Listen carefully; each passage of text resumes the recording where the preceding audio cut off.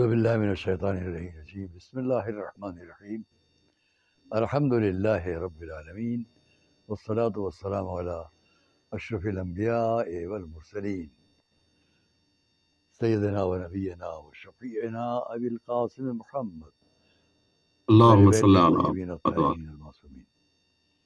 سب سے پہلے میں شکر گزار ہوں عزیزہ حجت الاسلام مولانا اسلم صاحب قبلہ کا، اور حجت الاسلام عزیزہ مولانا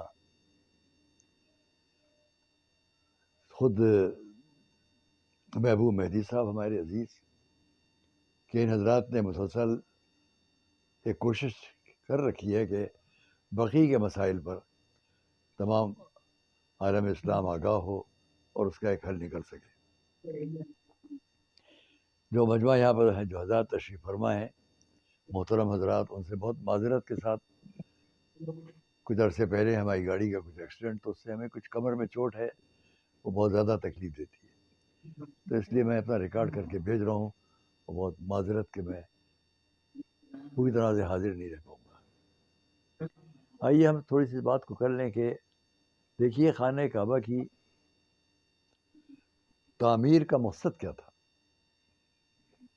خود قرآن مجید سے اس سامنے کو پیش کریں، وَجَعَلْنَا الْبَيْتَ مَثَابَةً لِلنَّاسِ وَأَمْنًا وَاتَّخِذُوا مِن مَّقَامِ إِبْرَاهِيمَ مُصَلًّى وَعَهِدْنَا إِلَىٰ إِبْرَاهِيمَ وَإِسْمَاعِيلَ أَن طَهِّرَا بَيْتِيَ لِلطَّائِفِينَ وَالْعَاكِفِينَ وَالرُّكَّعِ السُّجُودِ۔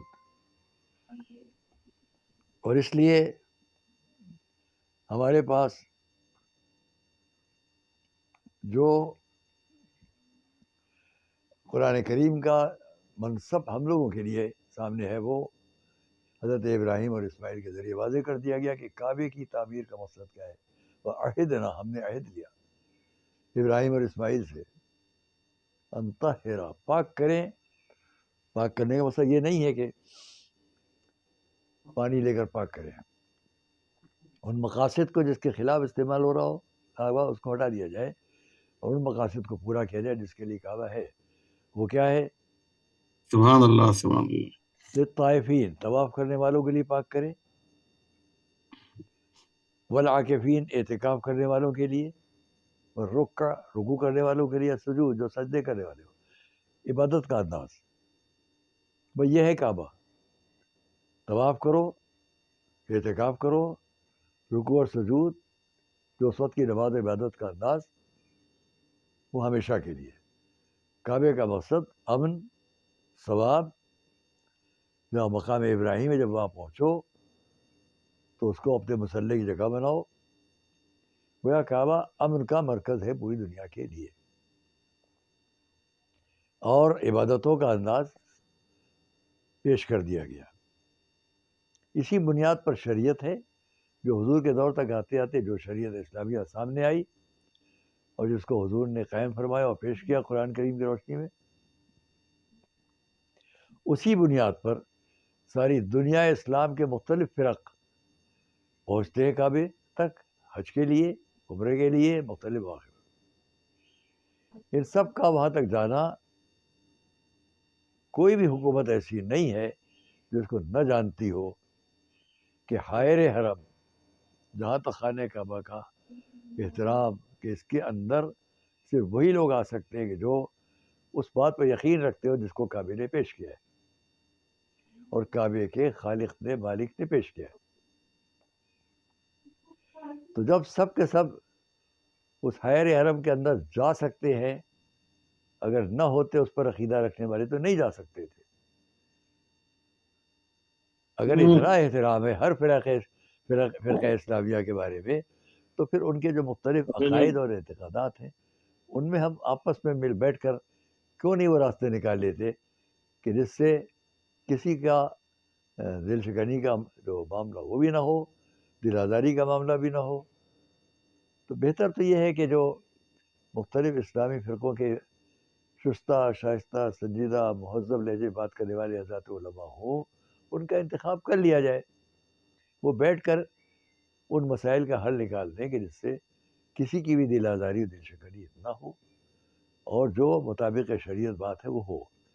یہ نہیں کہا جا سکتا کہ آسمان تک یہاں پر قبے بلند ہوں، عمارتیں بلند ہوں، لیکن جو ایک احترام کا انداز ہونا چاہیے وہ اگر آئے سامنے، کیونکہ وہاں کون کون ہے جس پر ساری دنیا اسلام میں لوگ متفق ہیں؟ خود حضور کے روضے کے سے بالکل متصل، خود ہمارے شہزادی حضرت فاطمہ الزہرا کا مکان ہے.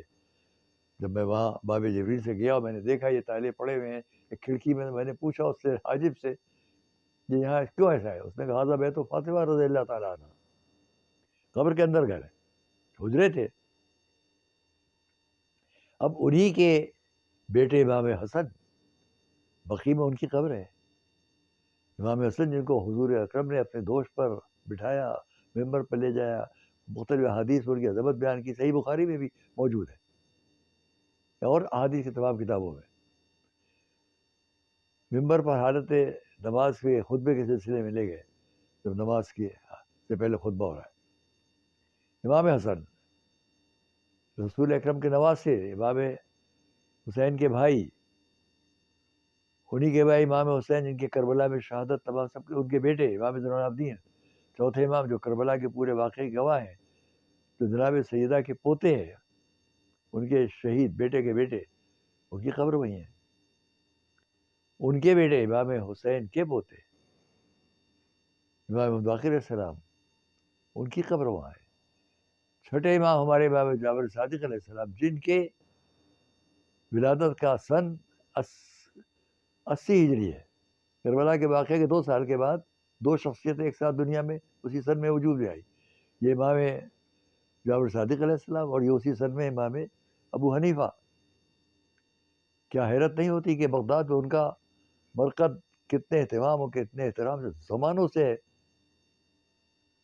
اور اسی عہد میں جو رسول اکرم کے نواسے، ان کے نواسے کے پوتے، ان کی قبر پر کس انداز. تو ایک میں چاہتا ہوں بات کو تمام کروں کہ اگر مختلف اسلامی فرقوں کے سنجیدہ افراد کو جمع کر کے حکومت کے اختیار میں سب، آج کل وہاں کتنا ترقی کا کام سب طرف ہو رہا ہے جس میں بہت چیزیں خلاف شریعت بھی ہے، ساری دنیا اسلام جانتی ہے کہ بالکل خانہ کعبہ سے قریب کیا اور چیزیں. میں اعتراض کے لیے نہیں کہہ رہا ہوں، بات کہہ رہا ہوں اپنی بات کو پیش کرنے کے لیے کہ اگر وہ سب ہو سکتا ہے تو جو اسلامی ایک فرقے کے لیے شرعی اعتبار سے جائز اور درست ہے، دوسرے کے فرقے کی نظر میں نہ ہو، تو آپس میں بیٹھ کے وہ راستہ سبحان نکالا اللہ. جا سکتا ہے کہ اس میں یہ جو دل کی تکلیف کی باتیں ہیں تمام ان دنیا اسلام میں ان لوگوں کے لیے جو محبان اہل بیت اطہار علیہ السلام ہیں،